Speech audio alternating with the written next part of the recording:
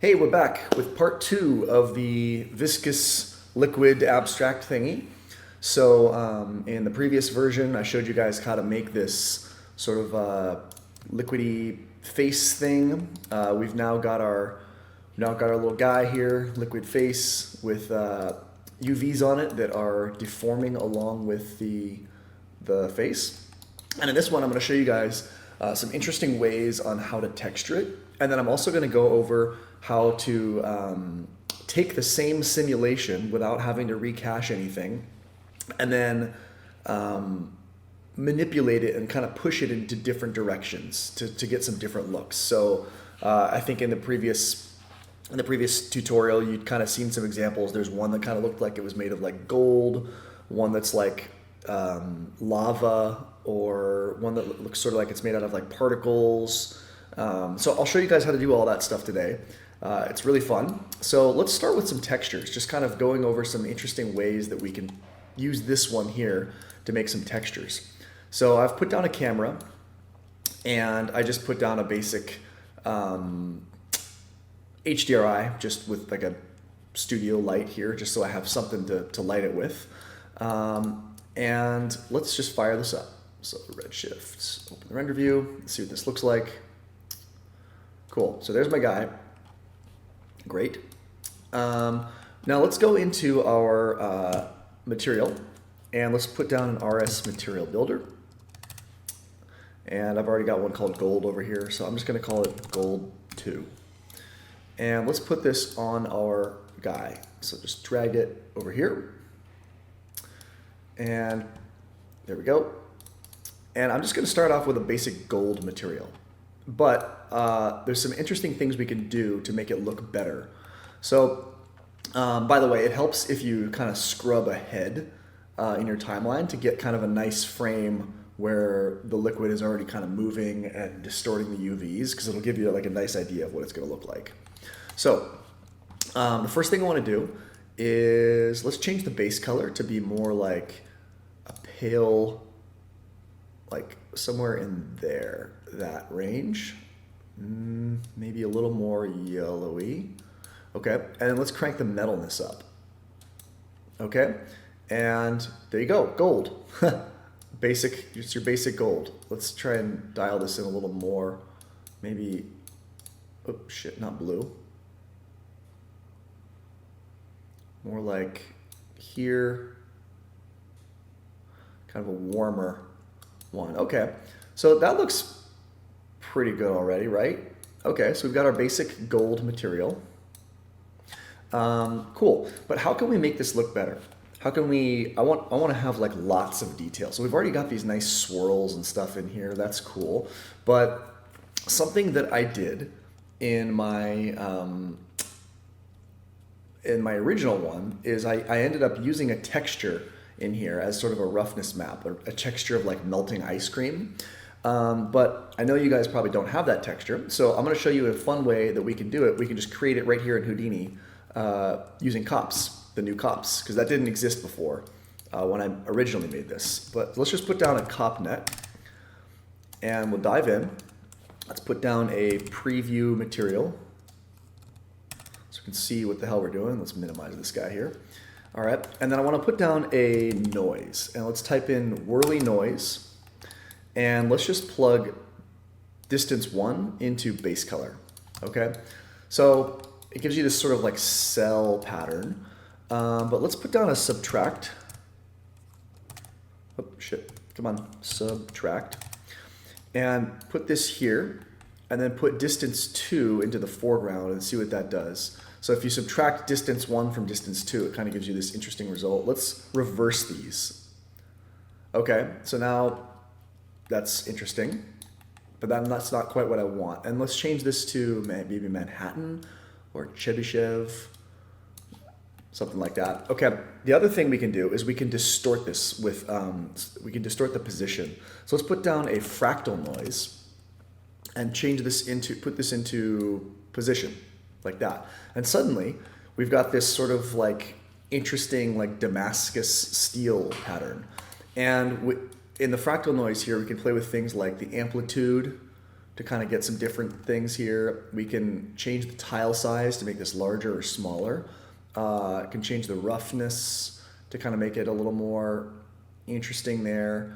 And then in the whirly noise, we can change, we can change the element size here as well to kind of get different things. We can get it to be more like this. So let's try something like, I don't know, maybe this. Maybe that'll be good.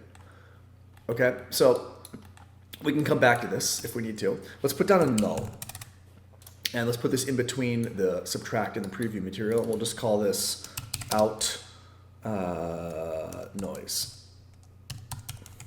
Okay, and what I want to do is just Control C, copy this, and then we'll go to our texture, gold 2, and I want to come back to this so I can see it. Let's open this guy up again, fire up the render view, and then, so yeah, go back to our gold 2. And then what I want to do is put down an RS texture. So if you're using Redshift, the great thing is the new CopNet thing works seamlessly.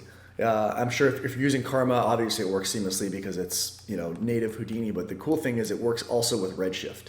So we can just put down a texture, and let's plug this into the roughness. And then in the texture, we'll just hit Control V to paste our null, but the little trick you need to do is type OP and then colon. And then that will bring it in. So let's refresh this and it should bring it in. There we go. And let's change this to raw. So now we've got our texture. So it's distorting and creating these like extra whirls, which is really, really cool. So something else I want to do is put down a bump map. Not the bump blender, bump map.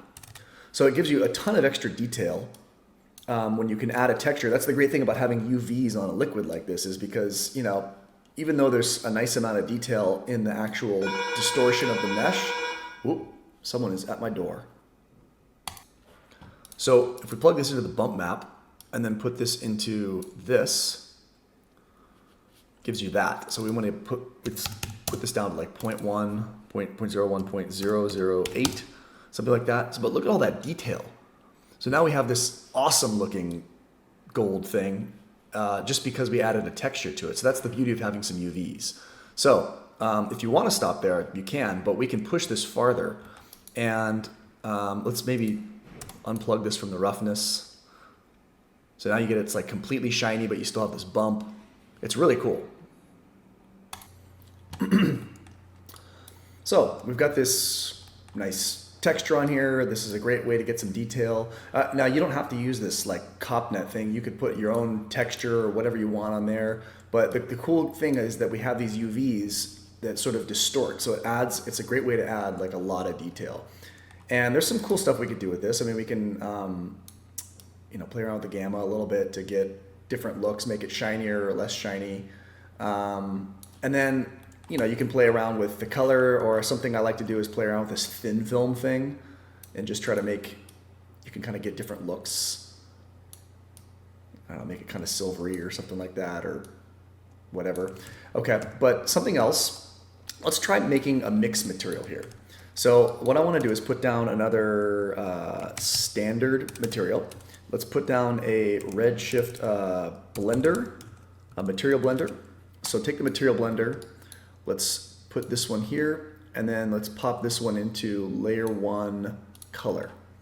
Okay, and then the mask that I want to use is, let's put down a RS point attribute. And remember, we set up a color based on velocity. You can kind of see it across here, this sort of black and white map. So that's what this is for. So we can take this color, plug it into layer 1 blend color, and then just hit refresh here so we can actually see what's happening. And now it's blending between two materials. And something we can do, we can put down a ramp, and we can kind of pinch this in a little bit to make the distinction between the two materials a little bit more defined. So that, that's probably too far. It kind of looks like shit. Let's try it the other direction. Also like shit. Cool. But like maybe finding a nice balance between the two to where there's not quite such a harsh fall off, but not, Yeah, something like that. And then in here, what we can do, I like making these sort of like, I don't know, chewing gum looking materials, sort of like subsurface scattery. So let's change the color here. Let's make it something like a little more, something like that. Make it be a little more towards the red.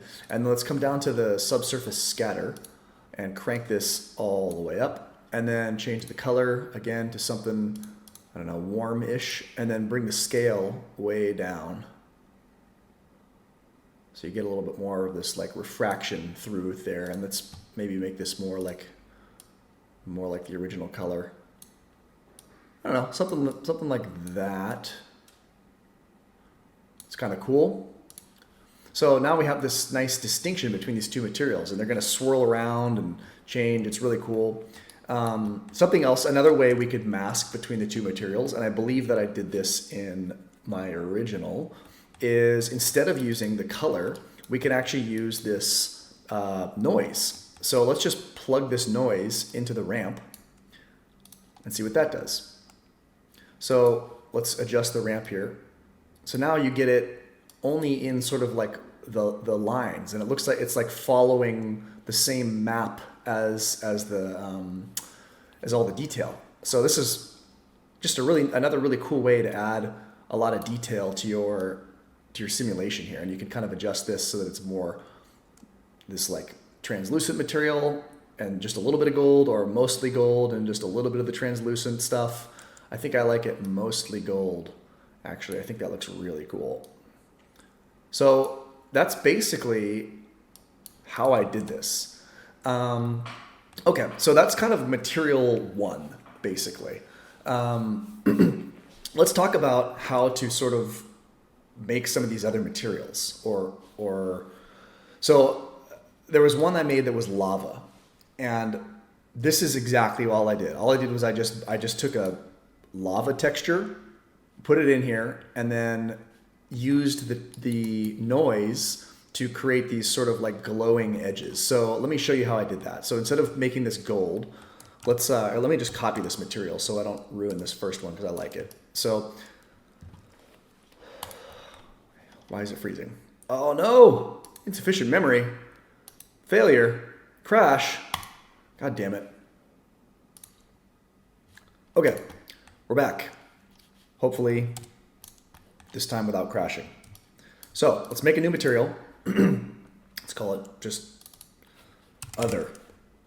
Okay, throw that on there, or throw that on this. Okay, and let's fire up the render view. I'm not sure why it crashed. Maybe it's because I'm recording, or I don't know. PCs are stupid.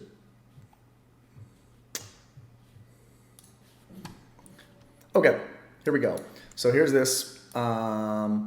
Before we move on to the lava thing, let me just show you one other quick little trick that I like. So I think we're now using this other material. Let me make sure. Let me just template this. Yep. Okay. So something else you can do is continue to use this same texture to blend in a third material. So you can use a ramp to sort of isolate where the material is. So let's make another copy of the standard material. Let's make it a completely different color so we can see it. Let's make it like blue, and then let's come down to this and make this just blue, just for now. And then we'll change it once we can see it. And then go into layer 2, blend color 2, or layer color 2. And then let's just copy this ramp that we have before from our texture, and plug this into layer 2, blend color 2. So now, right now, because it's the same exact ramp as before, it's just kind of overtaking the material we had before. But if we move these around, we can isolate different parts of the image. So you can kind of get these different colored edges. So you have like pink on the outside, and then you have sort of this blue on the inside, and you can get these like, you can add like an extra amount of detail, or we can reverse these even and do something like this. So you can kind of isolate different parts, and now you have this like blue, you've got this pink, and you can use this as a different mask.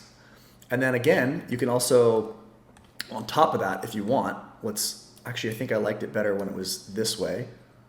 So it's like mostly blue with these sort of like pink edges. I think that looks really cool. We can do RS point attribute. And we can, again, use the color like before. Let's go layer 3 and put this in blend color. And then make sure, let's put down another standard material.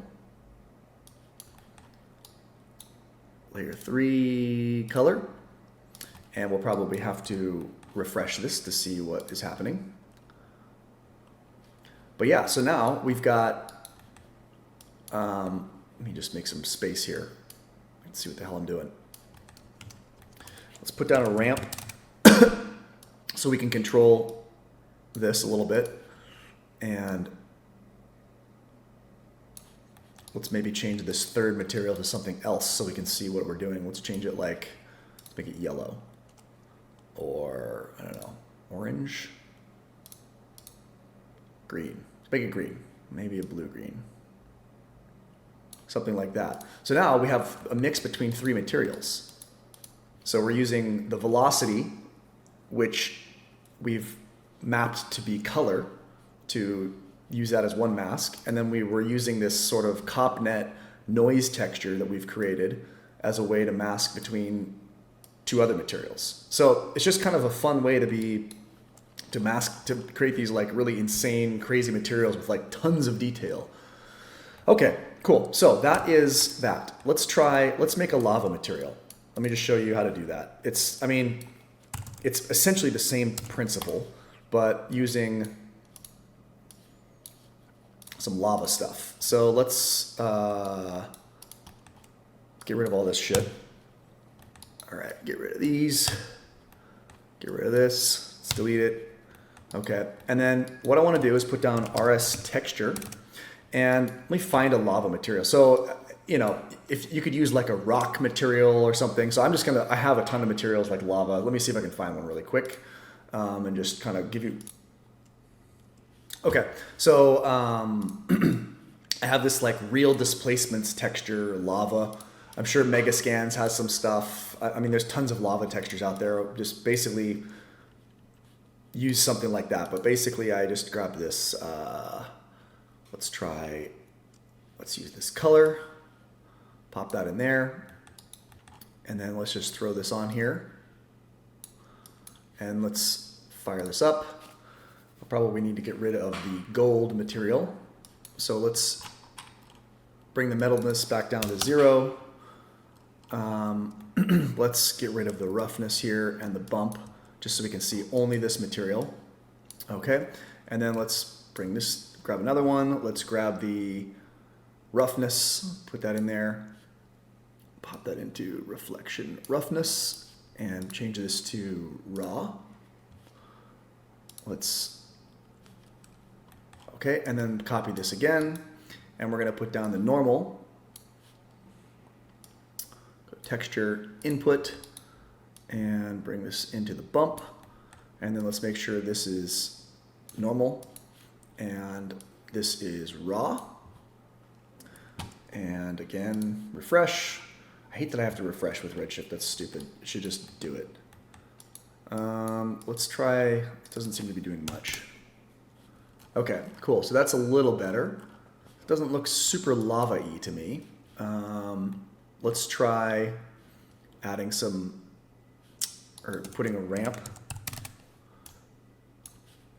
Something like this. Bring this color, make it like darker.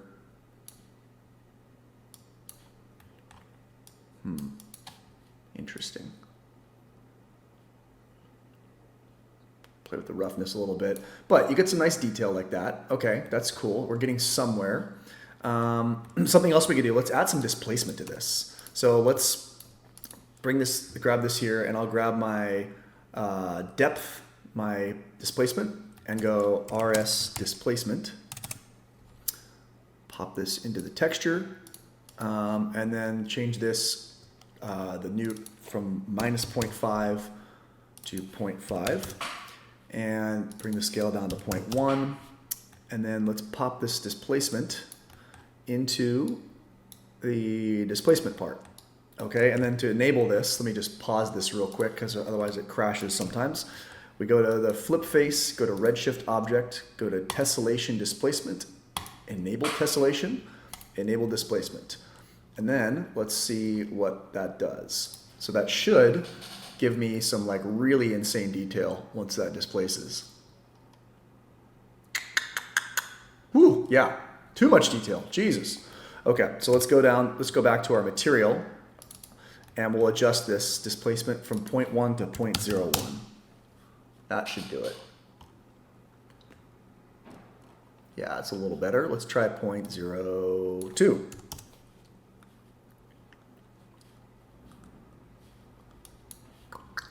Oh, make sure this is raw. That should help. Yeah. So, okay, we're getting a decent amount of displacement there. Let me try making this darker. This is white. Let's make it like black.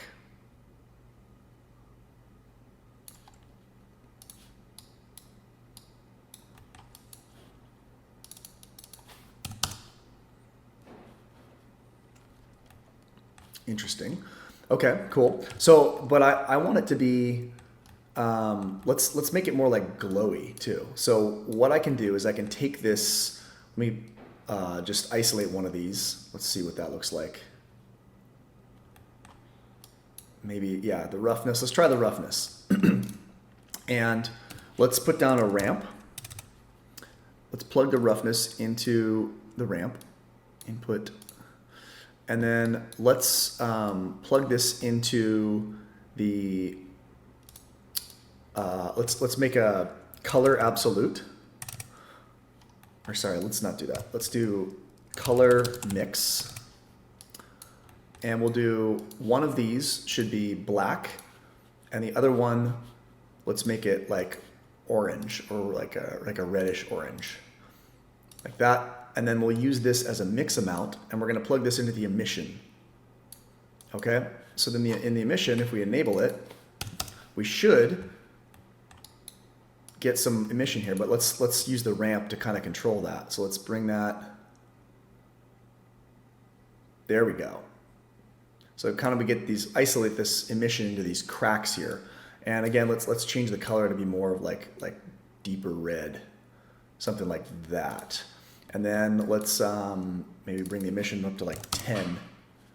So there, that's starting to look a little more like lava, right? So you kind of get this fall off. It's hotter in the middle and sort of orange, more orange at the edges. And we can add some glow effects to that in post. It'll make it look a lot more realistic. And then something else, I think this needs more light to make this look better. So, you know, it's just like you're not getting a lot of definition in this rock. So let's put down an RS light. And let's move it around here. Whoop. Let's take this, move it off to the side. So we really need like a strong key light on the side. So there we go. That's looking a lot better to get some more definition. Let's put it like up and above and kind of behind a little bit. So sometimes it's, you need to kind of relight your scene a little bit to get some more definition. Something like that. Let's make the intensity a little more. There. So that's looking a little more like lava, right? Cool. And we can kind of come back to our material a little bit, and we can adjust the reflection. Yeah. Kind of make it give it a little more shininess. Let's bring the black up. I don't know. Something like that. Looks pretty cool. And then of course, you know, you can go into your camera. So if you wanted to, you can, I like to do my glows in post just so that I have more flexibility. But in the camera, if you want to do it in Redshift, you can just go to Lens Effects and then go Bloom and maybe bring the threshold down, but bring the intensity down a little bit too. So you kind of get this glowing effect.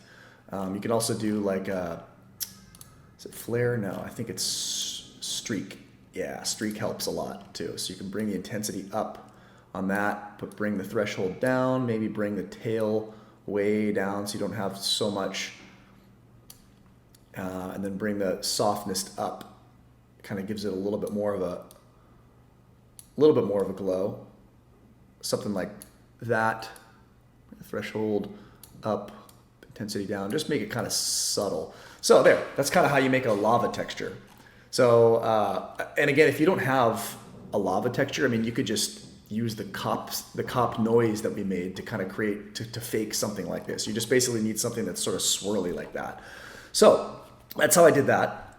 Now let's move on from just texturing and talk about how to take the sim and make some different things. So the first one I want to show you is, let's go back into the flip face here.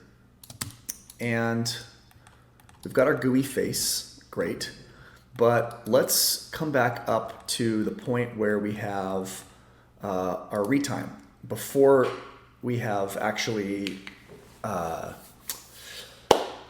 meshed it. We wanna just look at the particles. So so we've got just our particles up here. So what I want to do is I want to isolate a few particles and then copy some geometry to them. So let's do that. So let's kind of bring this over here. Let's put a null down. And let's do a group range. And we'll do, let's see, let's select points, and let's select like 50 of, or let's say one out of 100,000 or something like that. Okay, and then let's call this, I don't know, points. And let's do a delete, and just so we can see, and let's go delete selected or delete non-selected, and we'll do points and select our point selection. So okay, you can see that we've got some there, and I think that's probably too many. So let's change this to a bigger number. 1 of 10,000. Why is that? That's interesting. It's not changing it at all. Is it my stupid scene view? Let me try this again. Viewer. No. Strange. It's not doing shit. Huh.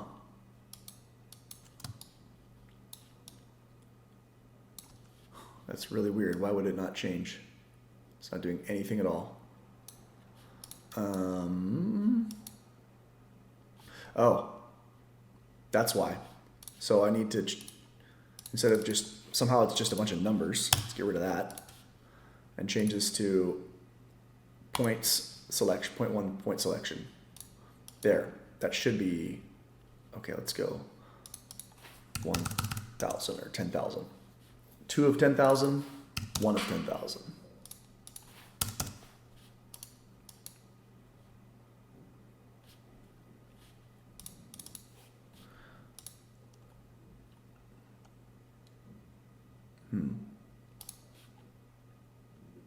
Still strange. What the fuck is happening? Okay, I see. So I put points here, thinking that it would change the name, because when you put down a normal group, if you put the name here, like points 2, it has this $OS thing here that makes it so that the group name is named whatever you type here. But since I'm using a group by range, it doesn't have that automatically, and you have to actually change the group name here. So let's call this points. So I wasn't even using my point group. I was just using something random. So let's just delete this, start over. 1 of 10,000, the group name is now points. We have a group called points with 83 points in it. Great. Okay, and we'll go to delete, and we want to delete points. There we go. Okay, so now we have a few little points here. And I think they have, I don't know. So and they should have an ID. They do, great, okay. And what I want to do is do a copy to points. So let's put this in here. Let's do a pack an instance, and let's just put down a sphere for now.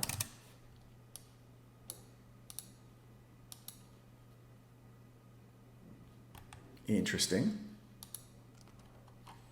It's not doing anything. Or is it? I guess it is. I guess the sphere is just really tiny. So let's add a, so what we need to do is add a p-scale. So let's go attrib randomize. Let's put this here. And the first thing I want to do is make sure I use the seed attribute as an ID so that these don't jitter when they move. And then let's do p-scale like this. Cool. And then instead of uniform, let's do a custom ramp. And we'll change the highest one to like 0.2. Let's get rid of this. Maybe make this 0.1. And then this one can be like 0.02, something like that. And let's put another one here. Let's make this like 0.05. Maybe let's make this one 0.2, this one 0.09, like that, and then we'll just kind of move it up, kind of change it like that. Okay, cool. So we have this sphere, and you can copy whatever you want to this. You know, if you want to put like a mountain, let's do it. Let's just do that. Mountain on this, so we can kind of make it look more like these weird little rocks or whatever. And then we can also go attribute randomize. Oops, attrib randomize here. I don't know why that, put that there. And of course you can do color if you want, but let's again make the seed attribute thing, but let's do orient. And that is a 4-dimensional value. So what that does is that's just gonna like kind of change them all into random directions so that you don't notice it too much. Okay, and then what I can do with this is I can subtract this from the mesh. So let's turn off pack an instance, and let's come to our GUI cache here that we have. And maybe, so actually let's do it before. So let's do before the convert VDB, back up here at the VDB smooth. So while it's still a VDB, let's do a VDB combine. VDB combine with this, and we'll use a VDB from polygons on this guy, and let's see what this is here. VDB from particles 0.003, so let's make sure this one's the same, 0.003. There we go, cool. And then if we plug this into the VDB combine, like so, and we do SDF difference. Now it cuts these holes out, which is kind of cool, right?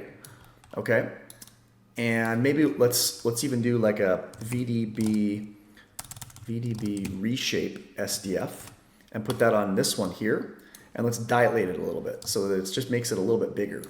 So now, if we convert this, we have a mesh with some holes in it. All right, cool, that's great. But if we merge this with, come on, this guy, now we've got this weird thing with sort of like rocks embedded in it. And so because these are using points that are already advected by the mesh or advected by the simulation, these are going to move with the simulation. So that you can put like a UV texture on this rock or whatever, so that you can apply a texture on these. So that way it kind of looks like these weird like pieces of candy embedded in this mesh. So that's how I got that effect that you see here. Okay, what else can we do? Well, let's talk about how to do like a particle-y one. So there's one that I made that's just sort of like these streams of particles. So let's do that. So let's grab a null. So So that one's probably the most simple because you don't have to mesh anything. You just come up here, back to where it's the particles, and you can just render these as particles. So there's a couple things you can do. Let's just try render. Let's put down a attrib adjust float. Just give it a p scale, and we'll do point. The operation should be set initial, and the constant value should be, let's do 0.3, something like that for now. Okay, and then if we come up here to flip face, let's disable tessellation because we don't want that, and let's get rid of the lava material. So we have just particles, and if we go to this particles tab and go render objects as particles, Redshift will just render these as little dots. So let's see what that looks like.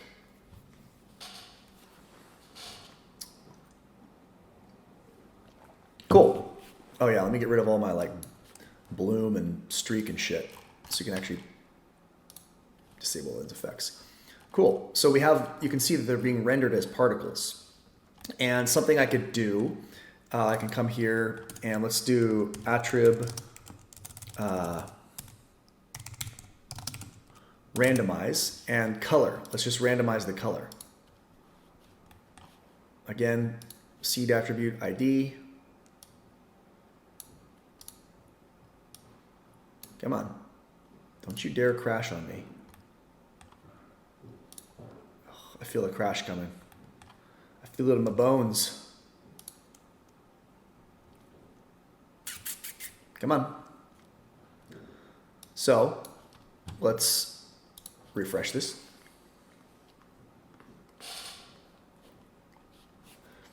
Okay, so it's not doing anything because we haven't actually put a material on this, but we have this random color here. And let's go to our material. Let's go RS material builder. Let's call this particles. Let's put this on there.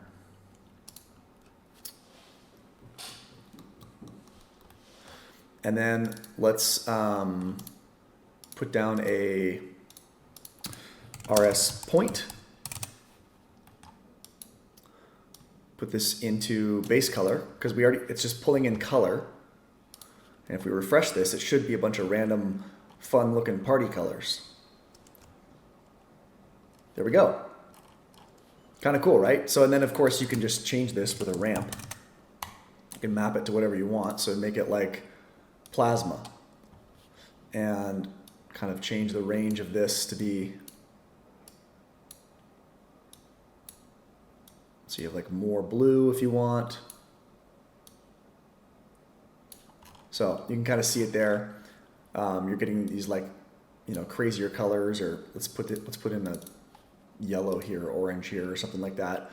Okay, and then something else I want to do, maybe for this one, would be instead of attribute adjust float, let's do attrib randomize. Why is this so fucking slow? Let me turn off the stupid render view. I hate that when the render view's on in Redshift, it just like slows down your whole computer. It's stupid. All right, let's do p scale. Instead of making these all uniform, let's randomize it a little bit. So let's do distribution. We'll do custom ramp. We'll go 0.2 is the highest, 0.1, and then this one will be 0.01. Come on, 0.1. And we'll get rid of this, turn that off, put this one down, and that should do something. Let's see.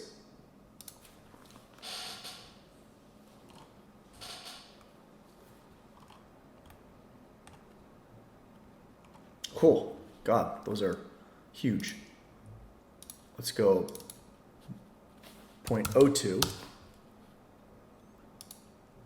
And this one should be 0.01. 0.01.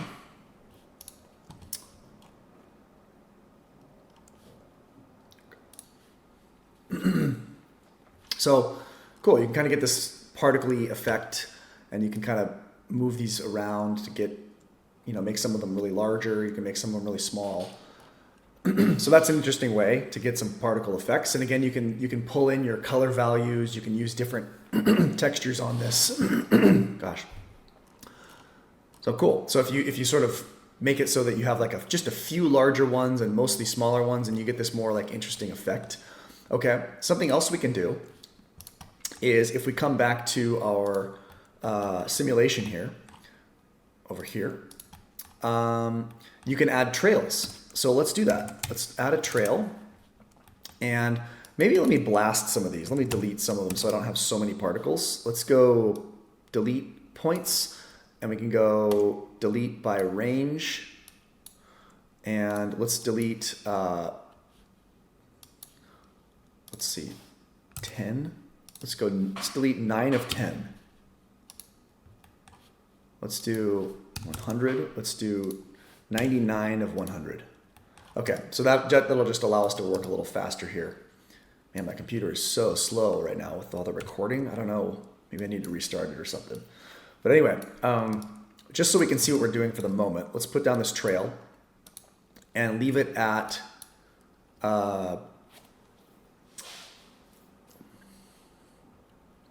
this is slow. So let's maybe make the trail length like 5.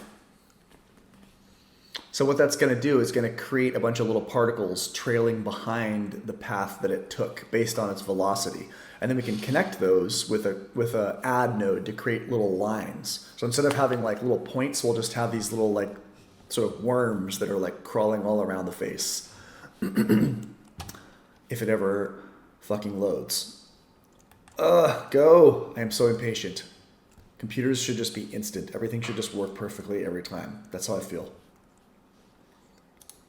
Okay, so you can see that we have these, now there's sort of like a trail behind each one. So you could leave it like that and render them as particles, and that would probably look pretty cool.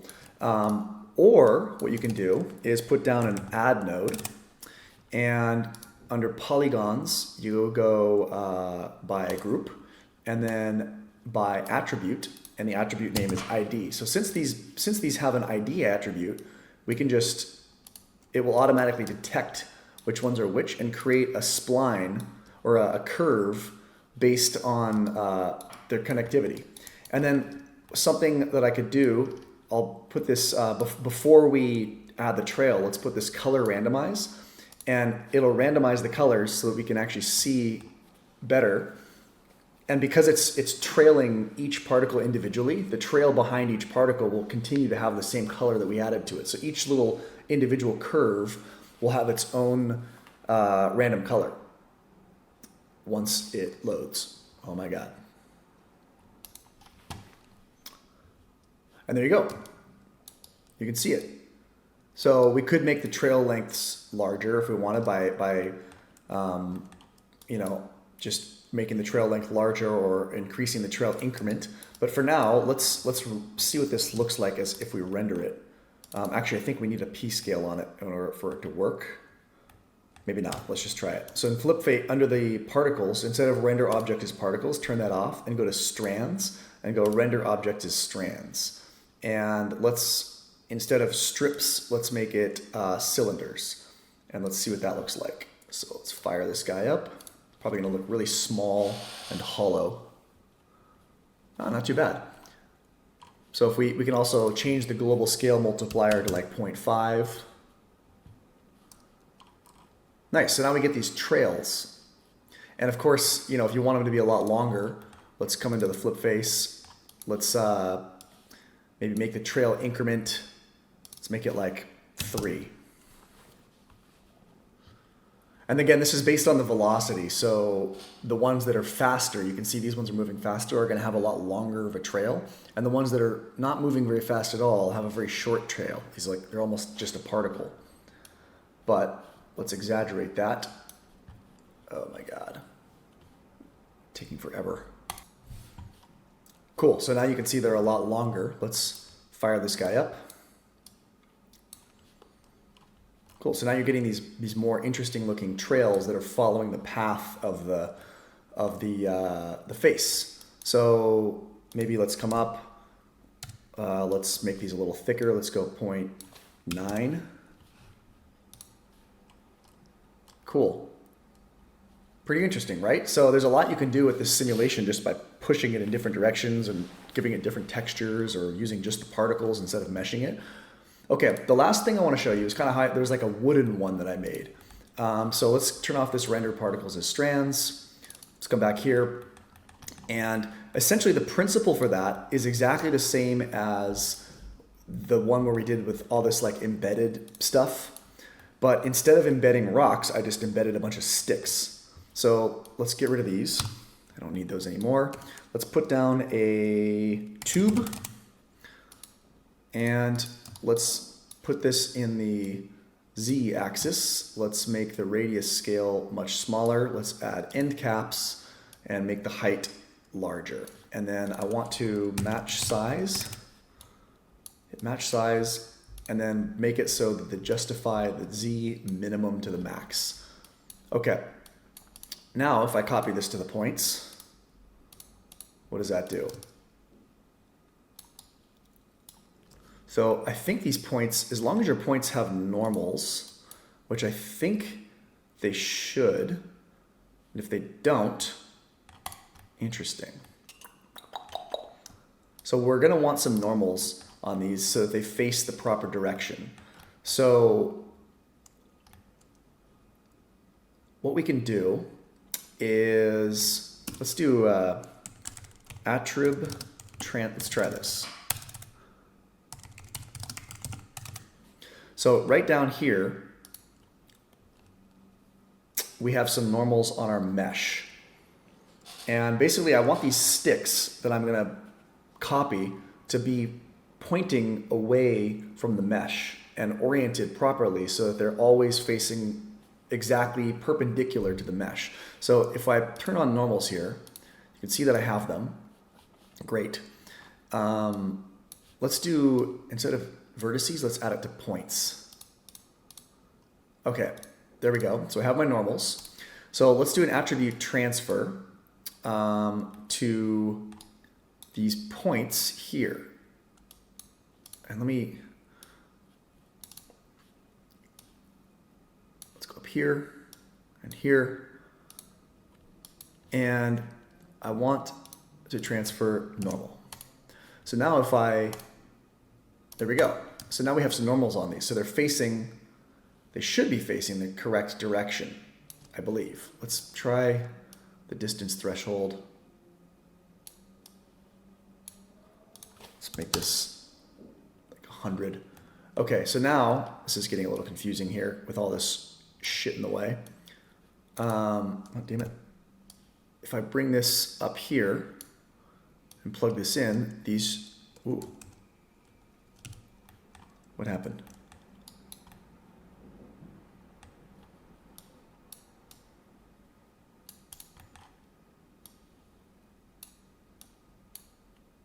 Why does that break?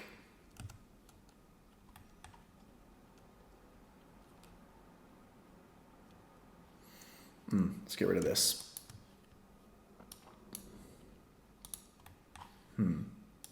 Okay, so I've got these. That's working fine. Cool. Looks like I just needed to delete some shit. Okay, let's turn off this. So now these should be oriented in the correct direction, facing away from the mesh perpendicularly. So if I turn these both on, it's sort of working. But why are they messed up? Doesn't seem to be exactly correct because I want these to be facing exactly away from the mesh. Like follow those exactly.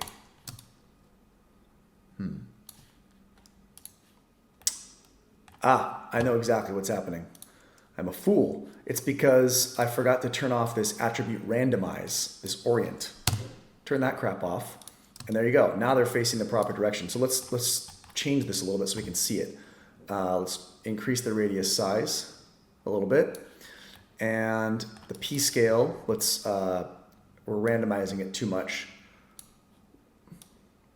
There we go.